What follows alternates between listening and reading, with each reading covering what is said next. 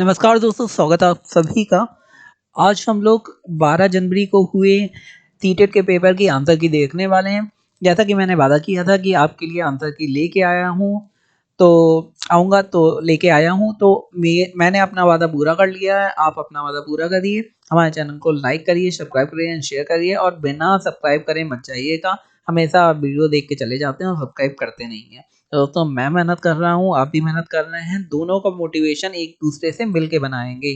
तो चैनल को सब्सक्राइब करिए और फिर देखना स्टार्ट करिए, ज़्यादा टाइम नहीं लगेगा। देखते हैं क्वेश्चन। इसमें से कौन सा कारक अधिगम को अभिप्रेरित करने वाला है? तो पहला क्वेश्चन है, पहला आंसर है बाह्य कारक, या फिर विफलता से बचने के लिए प्रेरणा, या फिर लक्ष्यों को प्राप्त करने पर व्यक्तिगत संतुष्टि, या फिर उपयुक्त में से कोई नहीं।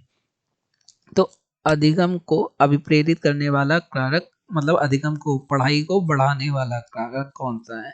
तो जाहिर सी बात है, लक्ष्यों को प्राप्त करने पर व्यक्तिगत संतुष्टि जब तक आपको नहीं होगी तब तक आप ना कोई काम करेंगे। कोई काम करते हैं जब तक आपको संतुष्टि नहीं मिलती, नहीं करते। तो पढ़ाई को भार ना बना के एक ऐसी चीज बनाएं जिससे हम लोगों को अंदर की संतुष्टि मिले। आगे देखते हैं, वाइगोस्की ने बच्चों के अधिगम में निम्नलिखित कारकों में से किसी एक की भूमिका के महत्व पर सबसे ज्यादा जोर दिया है। तो जाहिर सी बात है, वाइगोस्की जहां भी नाम आता है तो सामाजिक और सांस्कृतिक ही होता है। तो यहाँ पे जितने भी आंसर दिए, मानसिक, शारीरिक, वंशानुगत, उसमें सामाजिक ही सही होगा। अगर यहाँ पे सांस्कृतिक होता तो वो भी सही हो जाता। आगे देखते हैं क्वेश्चन। निम्नलिखित में से कौन सा सूक्ष्म गतिक कौशल का उदाहरण है? तो सूक्ष्म गतिक कौशल का उदाहरण पूछा गया है। तो हम लोग कूदना है कि लिखना है, दौड़ना है या चढ़ना है। बाकी तो काफी मेहनत करके और तेजी से करते हैं हम लोग काम, लेकिन जो लिखना है वो बड़ी धीमे से। तो सूक्ष्म गतिक को वो वाले कौशल होते हैं जिन्हें हम बहुत धीमे से आराम से करते हैं, और जो स्थूल होते हैं वो जैसे कूदना, दौड़ना या चढ़ना इस टाइप के होते हैं। आगे देखते हैं, किसने सबसे पहले बुद्धि परीक्षण का निर्माण किया था? तो ये आप आंसर बार बार पढ़ भी चुके हुए हैं। अगर आपने नहीं पढ़ा तो अभी जान लीजिए। अल्फ्रेड बिने ने बुद्धि परीक्षण का निर्माण किया था। ये बार बार क्वेश्चन आ भी चुका है, तो ये काफी इंपॉर्टेंट क्वेश्चन है। आगे देखते हैं, बुद्धि लब्धि परीक्षण में 16 साल के एक बच्चे का स्कोर 75 आता है। ये इंपॉर्टेंट है कि मिनिमम कितना होना चाहिए कम से कम, और मैक्सिमम और एवरेज कितना होना चाहिए। उसकी मानसिक आयु ज्ञात करनी होगी। तो मानसिक आयु कैसे ज्ञात करेंगे? हमारा आएगा इसका आंसर 12। इसके लिए एक सूत्र है, वो आप पढ़ लीजिएगा। आगे देखते हैं, बच्चे कैसे सीख सकते हैं? निम्नलिखित में से कौन सा विकल्प इस संबंध में सत्य नहीं है?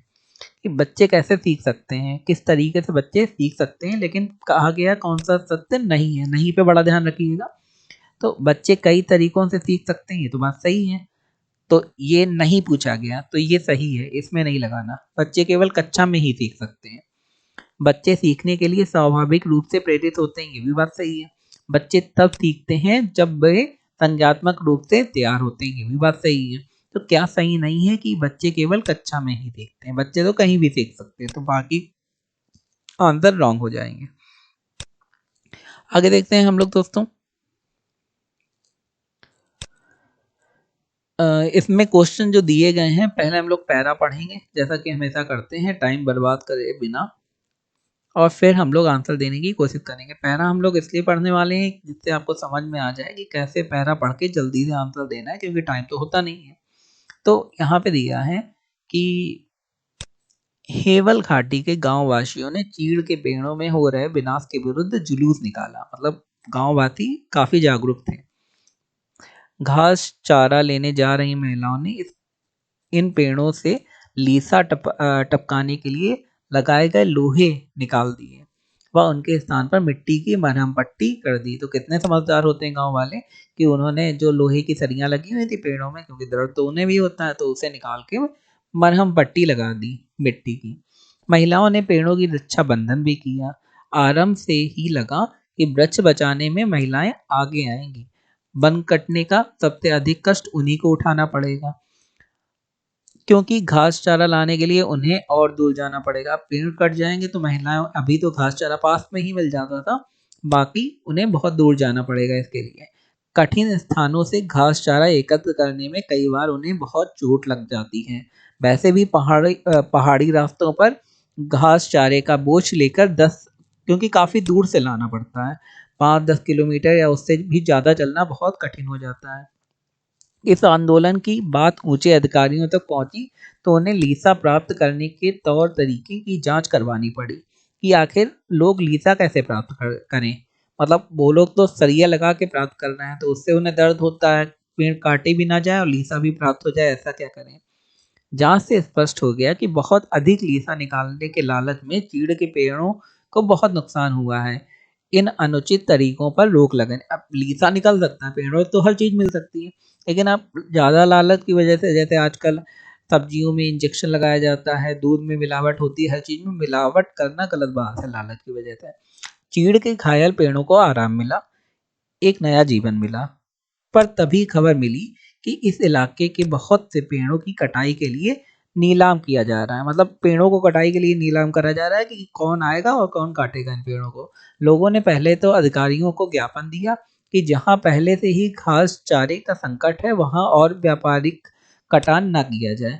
अब देखिए, व्यापारियों के लिए पूरा सिस्टम लगा हुआ है और जो आम लोग हैं उनके खिलाफ है, तो वो लोग इसके खिलाफ खड़े भी हुए हैं।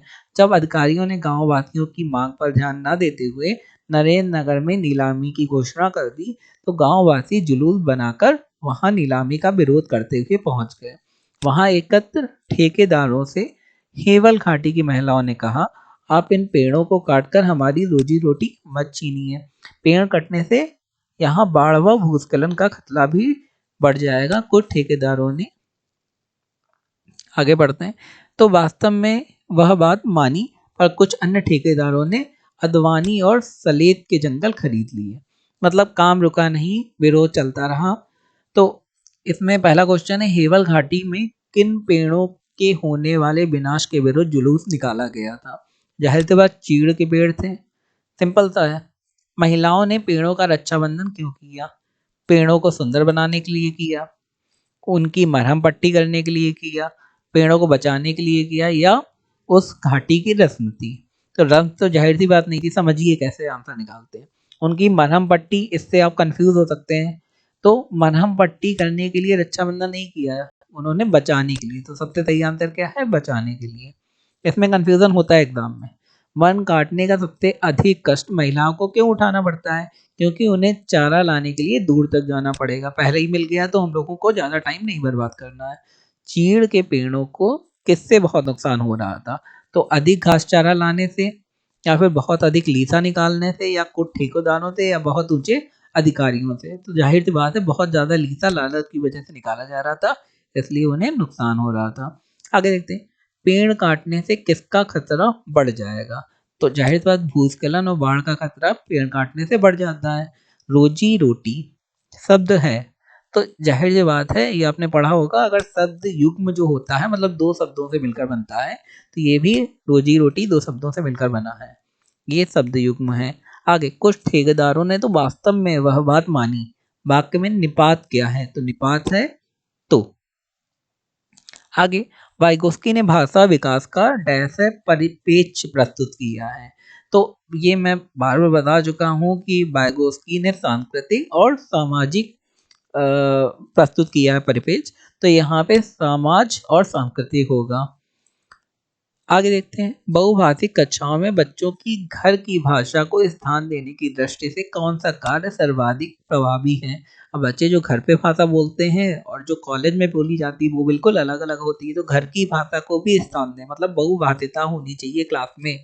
तो इसके लिए कौन सा कार्य टीचर कर सकता है? हिंदी भाषा के शब्दों को अपनी भाषा में लिखो, या फिर हिंदी भाषा में सुनी कहानी को अपनी भाषा में कहो, या फिर अपनी भाषा में अपनी पसंद का कोई गीत सुनाओ, या फिर हिंदी भाषा के शब्दों को अपनी भाषा में कहो। तो जाहिर सी बात है, हम लोगों को ऐसा कोई विकल्प चुनना है जो उनकी निजी जिंदगी से जुड़ा हुआ हो। तो हिंदी भाषा में सुनी कहानी को अपनी भाषा में कहो ही सबसे अच्छा तरीका होगा। आपको सबसे अच्छा तरीका ढूंढना है कि कौन सा हो सकता है।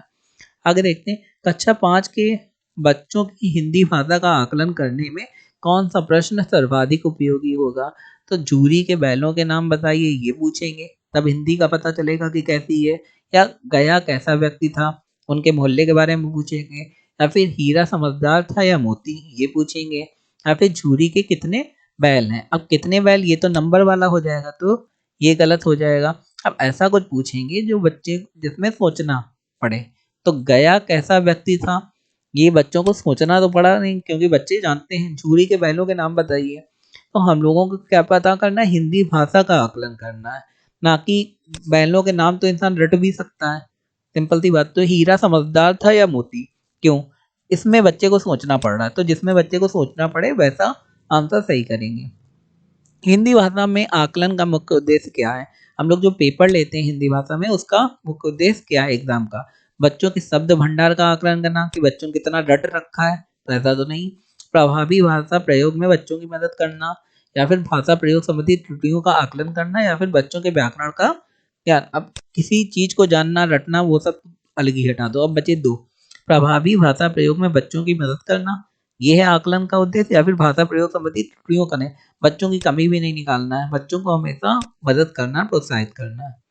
आगे, तीसरी कक्षा का मोहित अक्सर पढ़ते समय शब्दों की पुनरावृत्ति करता है, मतलब बार बार बोलता है एक ही शब्द को। आप उसके पठन के बारे में क्या कहेंगे कि उसे पढ़ने में बहुत कठिनाई होती है, ये है, या फिर वह अर्थ की खोज में पुनरावृत्ति करता है, या फिर उसे शब्द पढ़ने में कठिनाई होती है, या उसे पढ़ना ही नहीं आता।